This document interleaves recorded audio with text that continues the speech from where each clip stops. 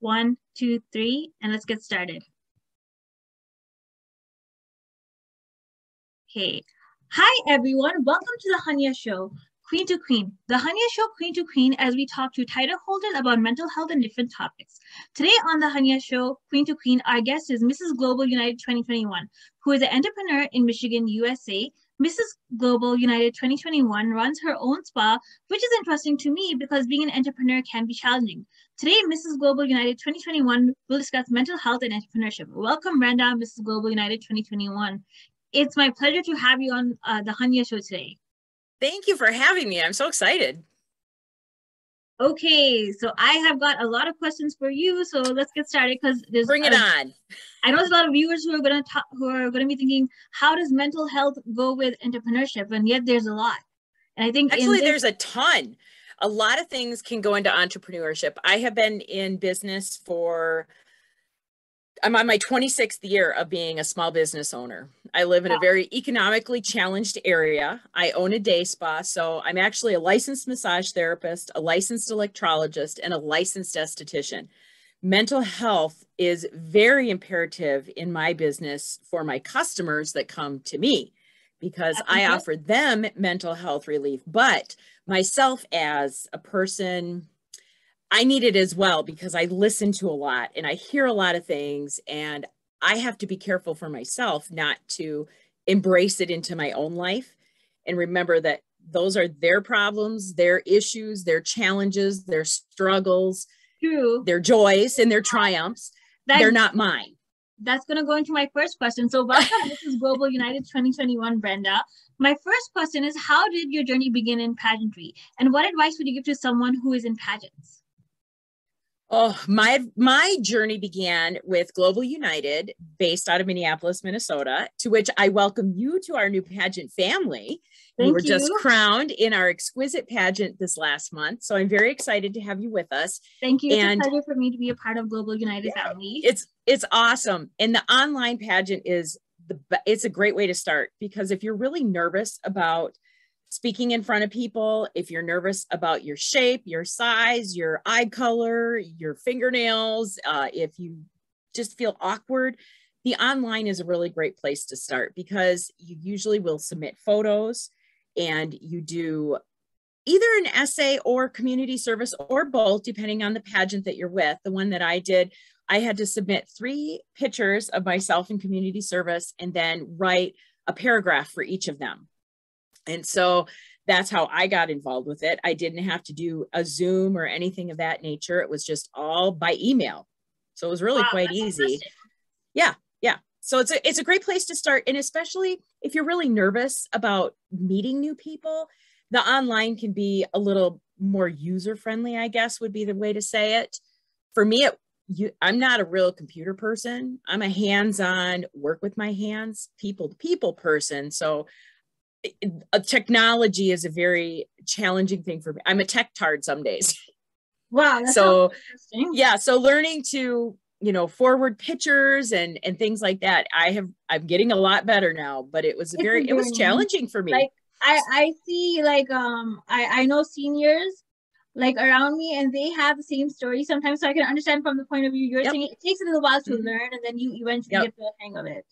Yeah. And so, if you're someone that you're very keyboard savvy, but you do a lot in your community, or depending on what the pageant is, because I'm sure that there's many that are online based, it is a great way to get started. And it just kind of gets you involved and you meet so many different people from all over the place. And it's enlightening to be refreshed and revived by meeting these new people. And that in turn is a form of mental health because you're doing something for yourself with people that are like-minded like you. I agree. I totally agree. Yep. This is why online pageants is a really good way it's a really good way to excel, but it's also a good way to to take your time during the COVID lockdown and just do something for yourself. Yes. I agree. Absolutely. And I know you mentioned earlier in the introduction, you have so much to talk about mental health, which brings me to my next question is that Brenda, I know you're an entrepreneur. Tell me your journey about being an entrepreneur. Well, I started out as a massage therapist, and I started as an employee, actually. And so my journey was just as someone, I'd show up, go to work and do my thing and then leave. And eventually it kind of evolved into purchasing the business. And then it evolved into getting other services. And it's evolved to the fact that a year ago in June, I bought a building after 25 years. I'm adulting, So I've gone from renting a space to now I own a building and remodeling it and learning how construction and licensing works. And being an entrepreneur, there's so many different aspects. It's not like you just show up, punch a clock, and you leave. It's, I was actually leaving my office at 7:30 tonight, driving through the Wendy's drive-through, like, I gotta eat dinner before I go on with Hunyah tonight, and it's not a 9 to 5 thing. Like, and I know, and for me, I'm in the service industry, so it's like, around the clock all the time. You're on the clock, so to speak, but you cater in a way to the people that you're taking care of.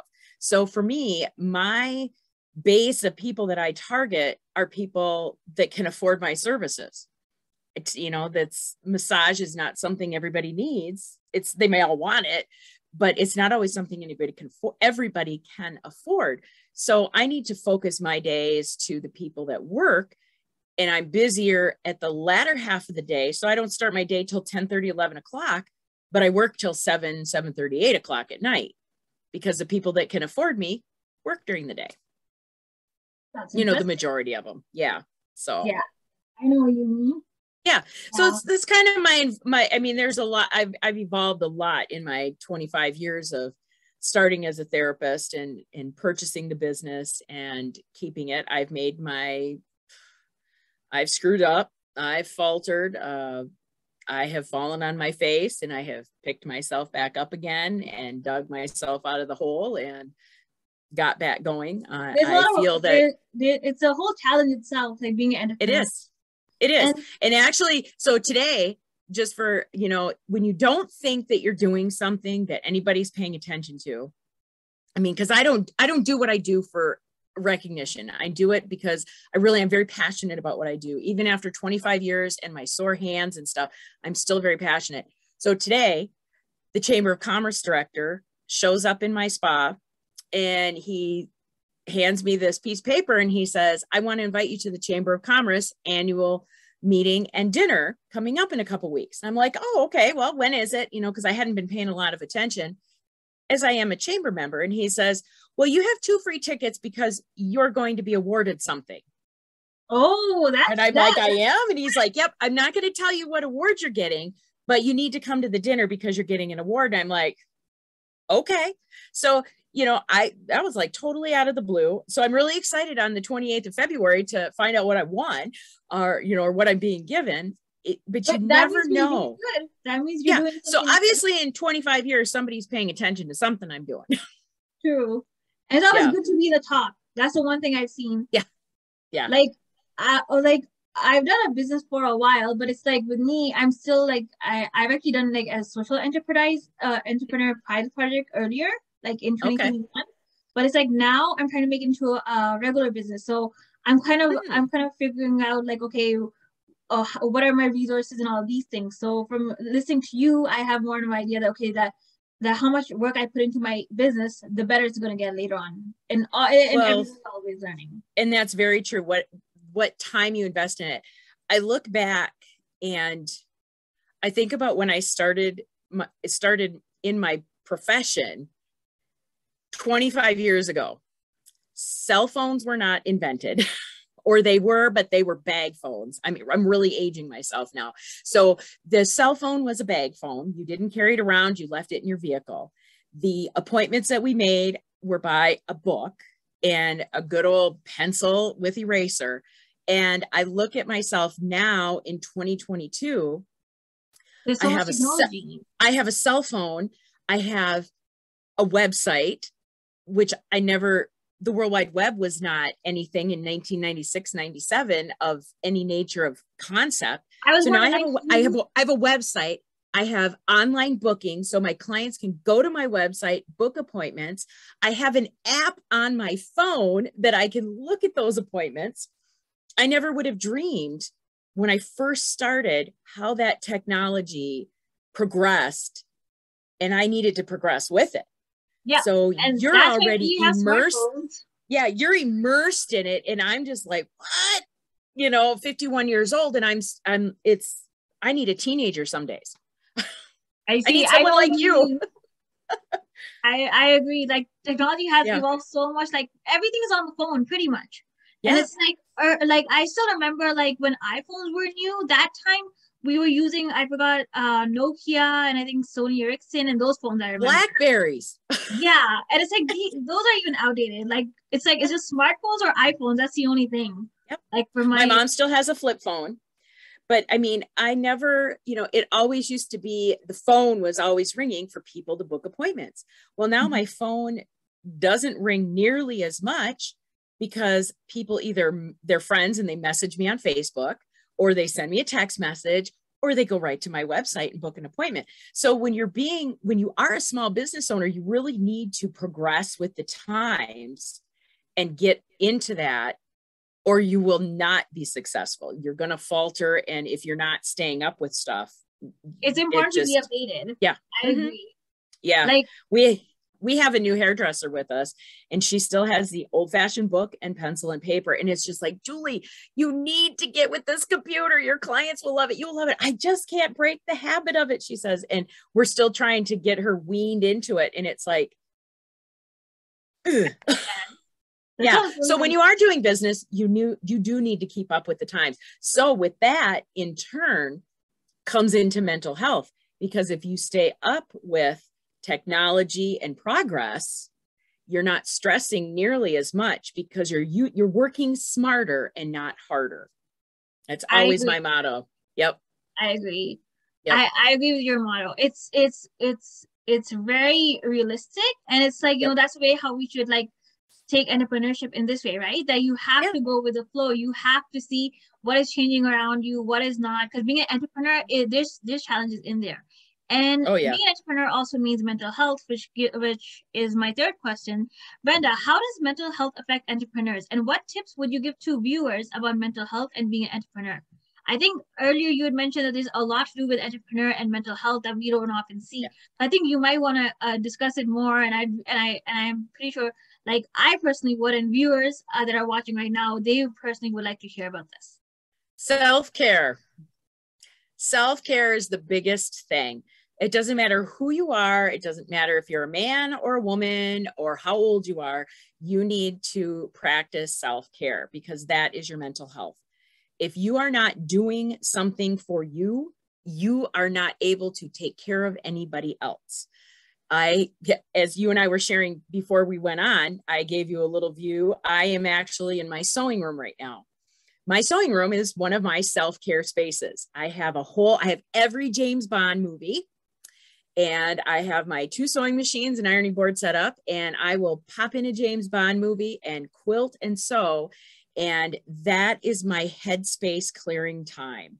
And that's if I get like when you mentioned about so you need to find, so whatever your self-care is for you. So for me, I'm a massage therapist. So I'm always I'm always preaching to people, you need to get your massage, you got to take care of yourself, you need to do this. I also have to practice that. I may not always get massage as much as I would love to, but every Thursday morning at 9:30 a.m., I'm in the yoga studio, and that is my hour of Zen. It is my chance to just decompress, get rid of what's in the brain, and also take care of my body too. But it is my mental health day. I am a pastor as well. And so my time with God is very important. And whether it's whatever you believe in, it's no judgment call by any means, but it's whatever your faith base may be, getting right with whatever that faith base is can be very important in helping you with your mental health. So journaling is really good. If you got a lot of crap in your brain, journaling helps you get it out of your brain. Quit giving free rent to things that don't deserve it is a very good attitude to think about. You get somebody that really has got a craw right in there, and you're constantly thinking about them, and they're doing nothing but causing you agony and grief. You're giving them free rent. Get rid of them. Write it down, put it in a journal, throw it in a fire, or crumple it up and throw it in the garbage. whatever As you long need as to you do. relax, then you know you're doing Yes, something good. And exactly. It's whatever is best. go. It's whatever is good for you. Like, what do you like to do to decompress? With me, well, I like to sleep. I like to read, and then for me, it's like it's what I do. It's like I love writing. I love content creation. So that's mostly what I do. So I love listening to people's stories. So that's what I do. So And whoever, that's a good like, thing, because that's what sometimes I do. hearing other people's stories can spark things for you. Like for me, I'm in geeked out mode right now because let's see, it's what time is it? It's 9:16. So in 1 week from today at about this time, I am going to be somewhere in the middle of the Upper Peninsula of Michigan following a dog sled race. Wow. And I'll be doing that. To me that you were doing a snowmobile one earlier too. Okay, so last weekend was the International 500. So I live actually so Anya's in Canada. I'm almost in Canada. I'm right across the river from Canada. Yeah, I think viewers would like to know this, that when you mentioned Michigan, which part of Michigan? I know we talked about this earlier. Okay, so for those of you that are familiar with Michigan, wherever you might be, we talk with our hands when we show people where we live. So we have the Lower Peninsula, which is our thumb area, which is Port Huron and such.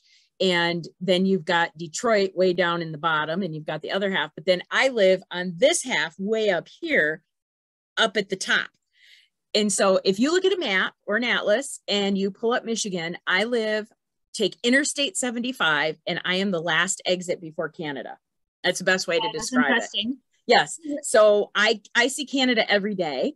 I don't go there right now because I really have no desire to take a COVID test, but I do have a lot of very near and dear friends that live in Sioux, Canada, and Blind River and Echo Bay and stuff. But we have the International 500 snowmobile race. We have a 1 mile ice oval track that snowmobilers race 500 miles. And so when you were messaging me last Saturday, that's where I was. I am actually the track chaplain. And so I bless the race in the opening ceremonies. And then I also, in pageantry world, I work with the Miss I-500 pageant.